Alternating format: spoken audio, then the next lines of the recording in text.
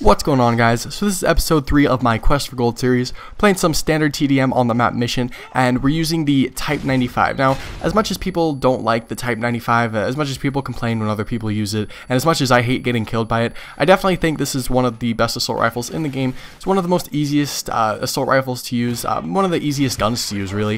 A 3-round burst weapon, so if you get, one hit on a person, you'll end up killing them. Usually 2 or 3 hits from long range. It's a pretty good gun, and if you know how to use it, if you're pretty good with your accuracy and you have a good attachment on it, it's definitely a great weapon to use.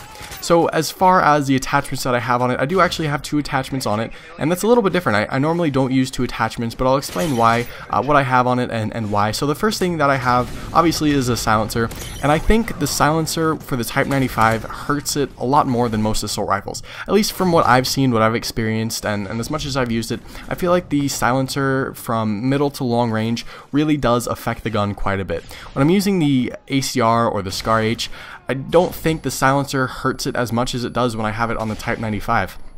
When I'm using any other assault rifle, I feel like long range is just a little bit less than what it would without a silencer, but with the Type 95, you'll see in this game, it's a great example. I do get a lot of hit markers that I feel like I shouldn't really get. I feel like my accuracy is pretty good, especially with this gun, especially as much as I use it. I feel like a lot of the hit markers, are kind of cheap, and from long range, I just feel like this gun is a little bit, it's a little bit temperamental, it seems like.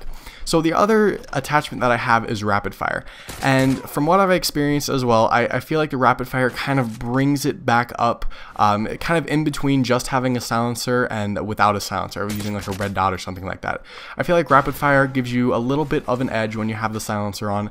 It brings up the long range just a little bit, and up close, I feel like if it didn't have a silencer on, I feel like it's about equal when it does have a silencer and when it does have rapid fire. So I feel like rapid fire is definitely necessary when you have a silencer. If you don't have a silencer, I would recommend red dot sight, plain and simple. Rapid fire maybe, but you don't really need it without the silencer. And it's just a lot of different combinations with this gun. If you play a lot of Infected, you'll get used to using the red dot sight, and that's it. You don't really need anything else.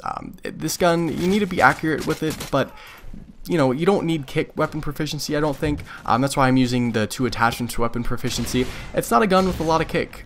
In general, you'll stay pretty accurate with it. And you see right here, I start picking people off, and yes, unfortunately, I do die. This isn't a Moab gameplay, but it's still really, really good. I kind of been stressing myself out trying to get Moab gameplays for my Quest for Gold series, and I feel like I should just talk about the gun instead of trying to get a Moab every time. So this is still a good gameplay nonetheless, even though I don't get a Moab. But going back to the gun here, it's one of those guns where you have to get used to it. You have to be accurate with it, because if you miss the first shot, you'll end up dying. I found that if you're from middle to close range, if you miss that first shot, 9 out of 10 times you're not going to get a second chance to hit a person. So you need to be accurate, but if you hit a person once, a lot of times you'll end up just killing them. You see right here, a lot of these people, I do end up getting one shot. This is because I'm in pretty much kind of middle of the road range. Not up close, but I'm not too far away. So like I said, with the combination that I'm using, I think kind of middle of the road range is it's definitely going to shine. And you'll see right here where I start kind of getting long range, I get unnecessary hit markers that I feel like if I had an ACR or a SCAR H, I wouldn't necessarily get those kind of hit markers. Like right there, I think I hit the guy twice right in the back and didn't even phase him. But again, it just kind of depends. You see right here, that is a great hip fire. That's what the specialist bonus does right there, with steady aim and all the weapon proficiencies. Last bullet in the clip, hip firing, and I end up getting him. Hip firing with this gun, I wouldn't necessarily recommend it. You don't need to do it. It's not like a shotgun or anything like that. Aim down your sights as much as possible. Stay accurate, stay quick. Make sure you get the hits, and you'll be fine. A lot of practice. Go into Infected and practice with the Type 95 if you really are interested in using it and you haven't before. Infected with the Type 95 is great, and that's one of the reasons why I ranked it up so fast. But I do use this gun a lot. I've had a lot of experience with it, and it's one of my favorite guns. And oh, and another thing, I would definitely recommend Scavenger, because it seems like this gun runs out of ammo very fast, a lot faster than a normal assault rifle.